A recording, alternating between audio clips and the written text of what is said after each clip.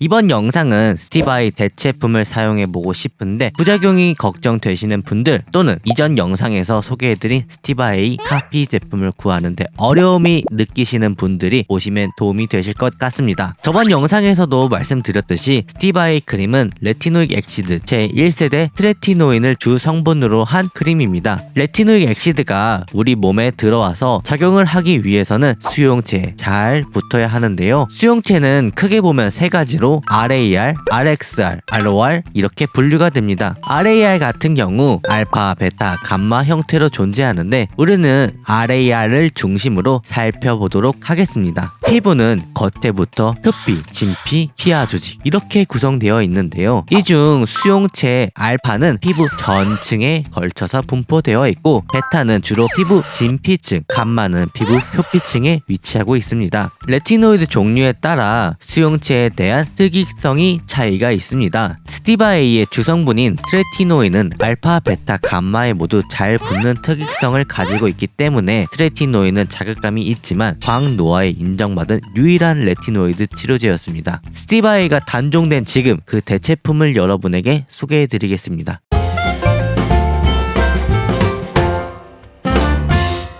안녕하세요. 약세권 양동이 약사입니다. 첫 번째로 소개해드릴 제품은 디페린 켈입니다. 12세 이상부터 사용 가능한 디페린은 농도가 0.1%와 0.3%가 있는데 국내에는 0.1%만 허가되어 출시되어 있습니다. 스티바이와 마찬가지로 전문 의약품이어서 처방이 필요합니다. 스티바이의 주성분인 트레티노인은 1세대 레티노이드입니다. 디페린의 주성분인 아다팔렌 성분은 3세대 레티노이드입니다. 아다팔렌 성분은 수용체의 RAR 베타와 RAR 감마에 선택적으로 붙습니다. 디페린은 스티바이보다 햇빛에 민감해지는 광과민성의 정도가 덜 하기 때문에 낮에도 바를 수 있다는 장점이 있고 자극감 또한 적습니다. 그리고 스티바이를 썼을 때 번들거림이나 유분감 때문에 잘 안 맞고 지성 피부를 가진 분들에게 희소식이 있습니다. 바로 겔 제형이라는 거. 그러나 건성 피부의 경우 마름이 더 심해져서 단점으로 작용할 수 있습니다. 하지만 디페린의 경우 FDA에서 여드름에서만 승인을 받고 광노화 효과에 대해서는 아직 승인을 받지 못한 상태입니다. 그렇지만 레티노이드의 자체 작용 기전을 생각해 봤을 때 잔주름이나 색소 침착 등의 증상도 어느 정도는 호전을 보일 수 있지 않을까 생각이 드는데요. 이와 관련해서 한 임상 연구 결과가 있습니다. 이 연구에서 디페린 성분인 아다팔렌도 광노화를 되돌리고 기미, 잡티를 밝게 하고 주름을 개선하는 등 효과가 있다고 밝혔습니다. 또한 디페린을 0.1%와 0.3%를 한 달 정도 사용하니 일광흑자라고 해서 검버섯이라고 하는 나이가 든 피부에서 잡티가 크고 어둡게 생기는 증상이 밝아진다는 연구 결과가 보고되었습니다. 그리고 9개월 정도 사용한 임상 사례들에서 잔주름뿐만 아니라 굵은 주름도 조금 좋아지고 기미랑 잡티까지 개선된다는 연구 결과도 나와 있습니다. 그리고 최근 한 논문에서 0.3%의 아다팔렌 겔, 0.05%의 트레티노인 크림 이 두 가지를 비교한 임상 실험 결과가 발표되었습니다. 결론부터 말씀드리자면 두 치료법 모두 전체 피부 광노화, 안화 주위의 주름, 상피 흑색증, 이마 주름 및 AK 기준의 임상평가와 관련해서 유의미하게 다르지 않고 아다팔렌은 트레티노인보다 치료 중 자극이 덜한 것으로 나타났습니다. 한마디로 효과는 비슷한데 자극감은 덜하다고 볼 수 있습니다. 다시 말해 아다팔렌 0.3% 겔은 광노화 피부 치료제로 트레티노인 0.05% 크림보다 열등하지 않은 효과를 보였으며 안정성은 비슷합니다. 따라서 아다팔렌 0.3% 겔을 경증 또는 중등도의 광노화 치료를 위한 안전하고 효과적인 옵션으로 여겨질 수 있습니다. 그렇기 때문에 레티노이드를 사용하고 싶었지만 자극감 때문에 조금 우려하셨던 분들은 이 제품으로 시작해볼 수 있을 것 같습니다. 참고로 0.3을 반으로 나누면 0.15고 0.05를 반으로 나누면 0.025니 내가 스티바이 크림 0.025%를 사용하고 있었다 하시는 분들은 스티바이 대체품으로 디페린 켈 0.1%를 사용해보시면 될 것 같습니다. 다음은 가장 최근에 나온 4세대 레티노이드 트리파로텐 성분을 주축으로 하는 아크리프 크림이 있습니다. 이 제품은 만 9세부터 사용이 가능합니다. FDA에서 기업에서 여드름 치료 효과로 인정받고 사용되고 있는 전문 의약품입니다. 트리파로텐 성분 같은 경우는 주로 RAR 감마에 선택적으로 결합합니다. 이러한 특성으로 표피의 세포 분화에 굉장히 결정적인 역할을 합니다.